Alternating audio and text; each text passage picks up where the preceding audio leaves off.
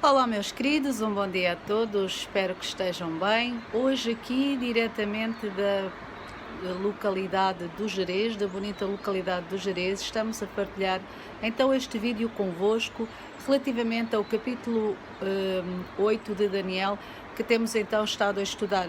No capítulo 8 nós já vimos que Daniel teve uma visão que lhe foi dada novamente relativamente a animais, que significava de impérios, e vimos também que havia uma correlação entre esta visão dada no capítulo 7 e a visão dada agora no capítulo 8 e o sonho que ele tinha tido no capítulo anterior, no capítulo 2. Então em Daniel 2 e 7 é-nos apresentada então uma visão com o surgimento novamente de impérios mundiais e com a sua queda. E embora exista aqui um tipo diferente de simbolismo, este simbolismo está diretamente relacionado, neste caso aqui, com o santuário de Deus. Vimos nós também no capítulo anterior que havia um movimento de Jesus horizontal relativamente a um julgamento, ou julgamento do julgamento de todos aqueles que habitavam na terra. E aqui temos uma relação neste capítulo que está muito ligada com o santuário celestial e também este julgamento.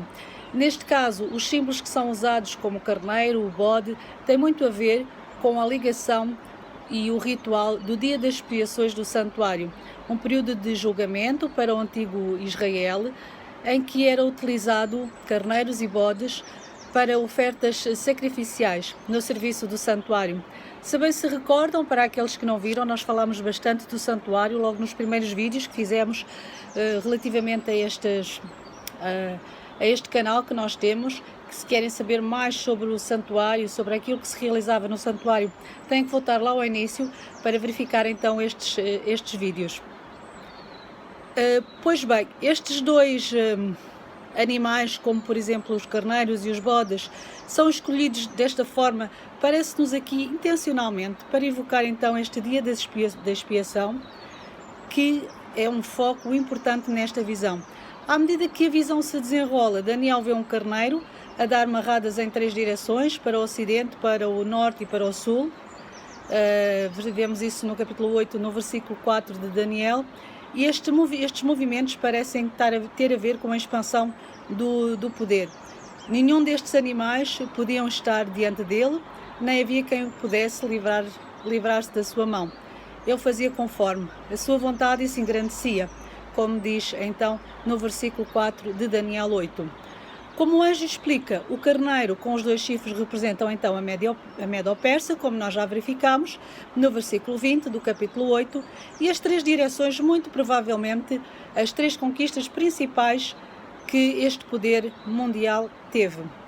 Depois do carneiro surge então o bode com um grande chifre que representa o Império Grego, sob o comando de Alexandre o Grande. Nós sabemos que este império se expandiu muito rapidamente e por isso também diz que ele quase que voava, não tocava o chão. E também sabemos que, apesar dele se ter expandido rapidamente, o Império de Alexandre o Grande terminou muito cedo com a sua morte aos 33 anos. Nesta altura, verificamos também que quando ele está então na sua maior força, ele acaba por ser quebrada, este chifre, e dá origem a 4 chifres, que nós já vimos também no vídeo de ontem, que tem a ver com os 4 imperadores que seguiram após Alexandre o Grande, portanto tomaram conta do seu império. Depois temos também 4 ventos relativamente aos quadrantes da bússola. Depois de descrever então estes 4 chifres, que se entendem então como 4 ventos dos céus, o texto bíblico diz-nos que a partir de um deles surge uma ponta pequena. E aqui temos uma ponta, este poder que surge de um dos 4 chifres, que representam, portanto, estes 4 generais de Alexandre que nós falamos, mas depois esta ponta pequena, parece surgir de um dos 4 ventos. A estrutura gramatical do texto na língua original indica que esta ponta surge de um dos 4 ventos do céu. E uma vez que este poder surge depois do Império Grego e das suas ramificações, geralmente entende-se que esta ponta será a Roma. Primeiro então a Roma pagã e depois a Roma papal, portanto imperial e a religiosa. Aqui não temos uma evidência clara da divisão destas duas Romas, apenas a indicação que ela surge a partir tanto destes 4 ventos e portanto do crescimento de um chifre. No entanto, nós temos outras referências anteriormente, nos capítulos anteriores de Daniel, em que nos dão claramente a indicação destes 2 poderes, e nós também sabemos pela história que eles aconteceram. Portanto, não é difícil então tirar uma ilação relativamente a esta chifre, esta ponta pequena então que surgiu como sendo então a Roma pagã e depois a Roma papal. Ambas guerrearam contra o povo judeu e os cristãos primitivos. Depois, na fase papal, eles guerrearam contra os cristãos sinceros, contra aqueles que queriam seguir a palavra de Deus. De acordo com o texto bíblico, existe primeiro uma movimentação horizontal, ela cresceu para o meio-dia e para o Oriente e para a Terra Formosa, e estas 3 direções correspondem provavelmente às 3 principais zonas que caíram depois, inicialmente, sob o domínio da Roma pagã.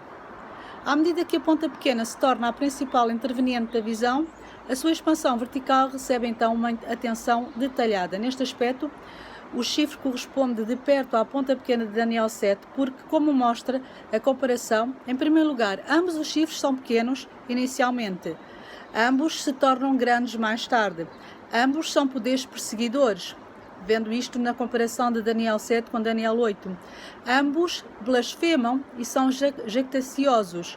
E ambos têm um alvo, o povo de Deus. E, por fim, ambos têm aspectos da sua atividade que são delineados por um período profético que vai até ao tempo do fim, e no final ambos sofrem uma destruição sobrenatural. Portanto, a ponta pequena de Daniel 7 representa sem dúvida o papado, a expansão vertical da ponta pequena de Daniel 8 representa também o mesmo poder. Assim como vemos, Daniel 2 e Daniel 7, o principal poder final é Roma, tanto pagã como a Roma papal. Amanhã vamos falar sobre o período profético em que se dá então o início do julgamento, e vamos falar então dos 2300 anos que é referido aqui também no capítulo 8 de Daniel, e que é um período tão importante na história para aqueles que estudam as profecias para o tempo do fim. Entretanto, um bom dia a todos, é o meu desejo.